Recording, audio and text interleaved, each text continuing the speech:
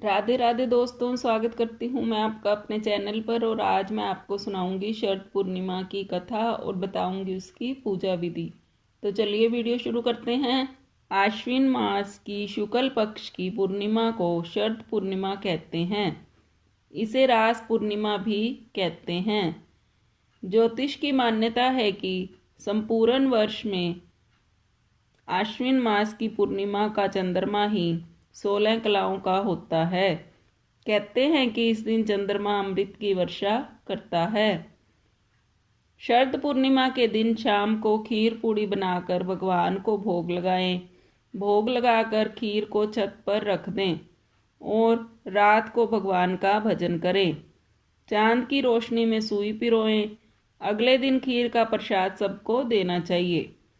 इस दिन प्रातःकाल आराध्य देव को सुंदर वस्त्राभूषणों से सुशोभित करें। आसन पर विराजमान कर गंध, अक्षत, पुष्प, धूप, दीप, नैवेद्य, तांबूल, सुपारी, दक्षिणा आदि से पूजा करनी चाहिए। पूर्णिमा का व्रत करके कहानी सुननी चाहिए। कथा सुनते समय एक लोटे में जल, गेहूं के दाने, तोलने में रोली तथा चावल रखें। गेहूं के 13 दाने हाथ में लेकर कहानी सुने। फिर गेहूं के गिलास पर हाथ फेरकर मिश्रानी के पाम स्पर्श करके उसे दे दें। लोटे के जल का रात को अर्घ्य दें। विवाह उपरांत पूर्णमासी के व्रत को करने के लिए शरद पूर्णिमा से ही प्रारंभ करें। कार्तिक का व्रत भी शरद पूर्णिमा से ही आरंभ करना चाहिए। शरद पूर्णिमा की कथा इस प्रकार है। माँ लक्ष्मी और भगवान विष्णु की कृपा को प्राप्त करने के लिए एक साहूकार की दोनों बेटियां हर पूर्णिमा को व्रत किया करती थीं। इन दोनों बेटियों में बड़ी बेटी पूर्णिमा का व्रत पूरे विधि विधान से और पूरा व्रत करती थी। वहीं छोटी बेटी व्रत तो करती थी, लेकिन नियमों को आडंबर मानकर उनकी अनदेखी करती थी। विवाह योग्य होने पर साहूकार ने अपनी दोनों बेटियों का विवाह कर दिया। बड़ी बेटी के घर समय पर स्वस्थ संतान का जन्म हुआ। संतान का जन्म छोटी बेटी के घर पर भी हुआ, लेकिन उसकी संतान पैदा होते ही दम तोड़ देती थी। 2-3 बार ऐसा होने पर उसने एक ब्राह्मण को बुलाकर अपनी व्यथा कही और धार्मिक उपाय पूछा। उसकी सारी बात सुनकर और कुछ प्रश्न पूछने के बाद ब्राह्मण ने उससे कहा कि तुम पूर्णिमा का अधूरा व्रत करती हो, इस कारण तुम्हारा व्रत फलित नहीं होता और तुम्हें अधूरे व्रत का दोष लगता है। ब्राह्मण की बात सुनकर छोटी बेटी ने पूर्णिमा व्रत पूरे विधि विधान से करने का निर्णय लिया, लेकिन पूर्णिमा आने से पहले ही उसने एक बेटे को जन्म दिया।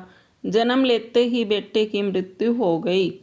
इस पर उसने अपने बेटे के शव को एक पीढ़े पर रख दिया और ऊपर से एक कपड़ा इस तरह ढक दिया कि किसी को पता न चले। फिर उसने अपनी बड़ी बहन को बुलाया और बैठने के लिए वही पीढ़ा दे दिया। जैसे ही बड़ी बहन उस पीढ़े पर बैठने लगी, उसके लहंगे की किनारी बच्चे को छू गई और वह जीवित होकर तुरंत रोने लगा। इस पर बड़ी बहन पहले तो डर गई और फिर छोटी बहन पर क्रोधित होकर उसे डांटने लगी कि क्या तुम मुझ पर बच्चे की हत्या का दोष और कलंक लगाना चाहती हो? मेरे बैठने से यह बच्चा मर जाता तो? इस पर छोटी बहन ने उत्तर दिया, यह बच्चा मरा हुआ तो पहले से ही था दीदी, तुम्हारे तप और स्पर्श के कारण तो यह जीवित हो गया है। पूर्णिमा के दिन जो तुम व्रत और तप करती हो, उसके कारण तुम दिव्य तेज से परिपूर्ण और पवित्र हो गई हो। अब मैं भी तुम्हारी ही तरह व्रत और पूजन करूंगी।